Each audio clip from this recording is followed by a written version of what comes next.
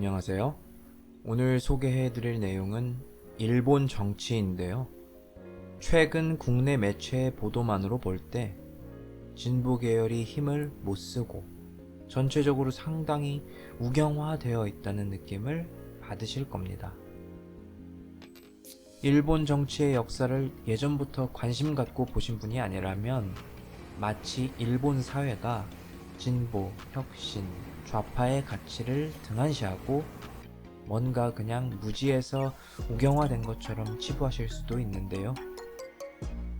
하지만 세계의 평균을 기준으로 봤을 때 경제, 사회, 문화 여러 가지 측면에서 일본이 손꼽히는 최선진국임을 감안하면 그냥 단순히 일본인들이 전반적으로 이상한 사람들이라서 이런 경향을 보인다고 생각하는 것은 매우 섣부르고 단순한 판단입니다. 사실 일본 좌파는 과거에 매우 영향력이 컸고 상당히 인기가 있었습니다. 최근 2021년 중의원 총선거에서 겨우 한 석을 차지한 사회민주당의 전신이 바로 일본 사회당인데요. 이 일본 사회당은 과거 중의원 의석을 160석 넘게 차지했던 적도 있고 일본 정치 역사상 손에 꼽는 진보 계열 총리도 2번이나 배출했을 정도로 아주 영향력이 있었습니다. 그 총리 중 한 명이 우리가 무라야마 담화로 잘 알고 있는 무라야마 도미이치 총리입니다. 적당히 중도 좌파적 자세로 어설프게 인기를 모았던 것도 아닙니다.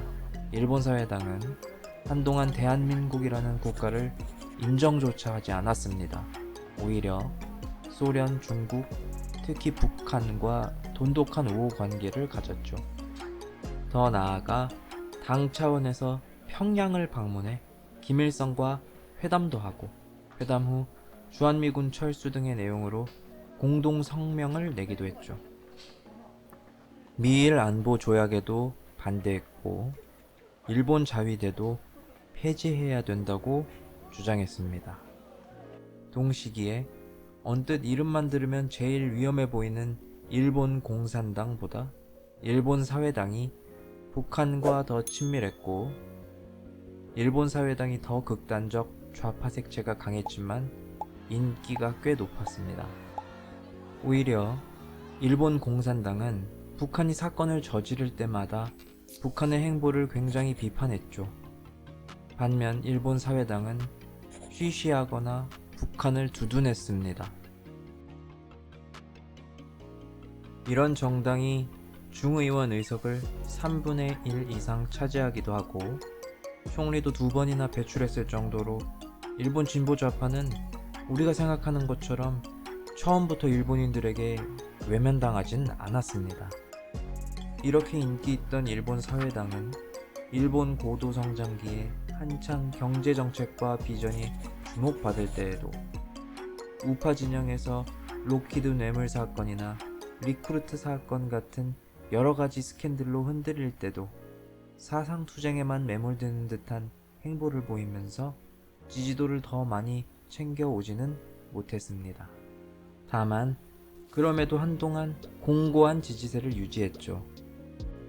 70년대 적군파로 대표되는 일본의 극단적 신좌파 무장단체들의 항공기 납치, 대사관 습격, 산악 베이스 사건, 아사마 산장 사건 등 깜짝 놀랄만한 사건들이 좌파 학생 운동의 이미지를 차츰 박살냈음에도 지지세는 다소 유지되었죠. 일본 사회당은 북한과 친밀했던 만큼 북한의 일본인 납치 사건에 대해서도 미지근하게 반응했습니다.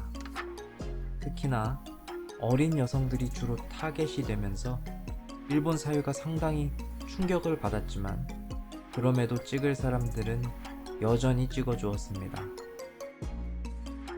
우리나라 대학생 운동권이 80년대에서 90년대에 융성했던 것과 유사하게 일본 대학생 운동권은 프랑스의 68혁명과 더불어 우리나라보다 약 20년 앞서 60년대에서 70년대에 융성했고 그 근처 세대들의 지지세와 그런 시류에 매력을 느낀 사람들이 당시 진보좌파 정당을 한동안 바치고 있었다는 견해가 있습니다. 물론 학생운동에 비해 일본 사회에서 노동운동이 융성하지 못한 것을 좌파 몰락의 큰 원인으로 보기도 하지만, 그렇다고 노동계에서 호응하지 못한 것만 탓하는 것도 부족해 보입니다. 어쨌든 이런 이해하기 힘든 행보들을 일본의 이후 세대들은 받아들이지 못한 듯 보입니다.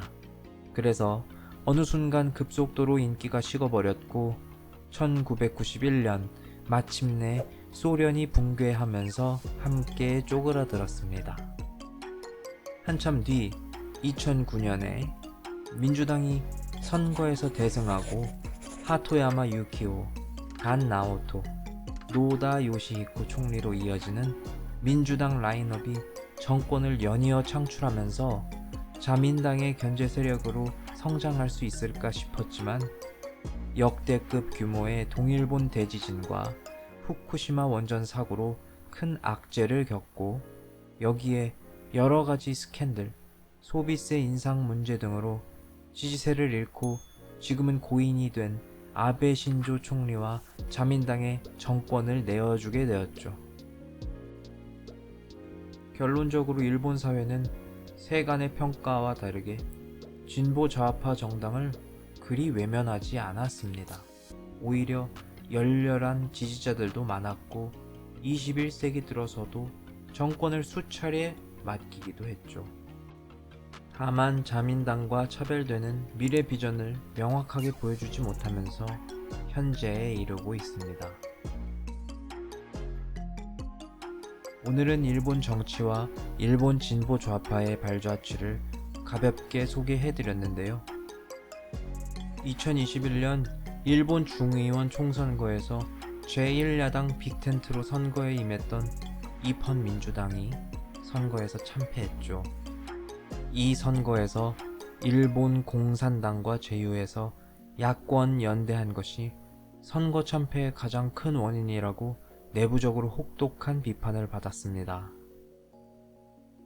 이 일본 공산당보다 훨씬 극단적이었던 일본 사회당에게도 큰 지지를 보내주었던 일본 사회의 과거를 생각하면 일본 사회가 얼마나 차갑게 돌아서는 것인지 새삼 느끼게 됩니다. 우리는 이런 과거를 잘 모르고 국내 매체가 표면적으로 전달하는 것들만 보고 듣고 판단하다 보니 이웃 국가의 정치 구도에 대해 오해하게 되는데요. 물론 이해하기 힘든 행보가 많지만 복잡한 국제 정세를 정확히 읽기 위해서는 냉철하게 바라봐야 할 필요가 있다고 느껴집니다. 시청해주셔서 감사합니다. 구독, 좋아요, 알림 설정 잊지 말아주세요. 행복한 일 가득하시길 간절히 바라겠습니다. 감사합니다.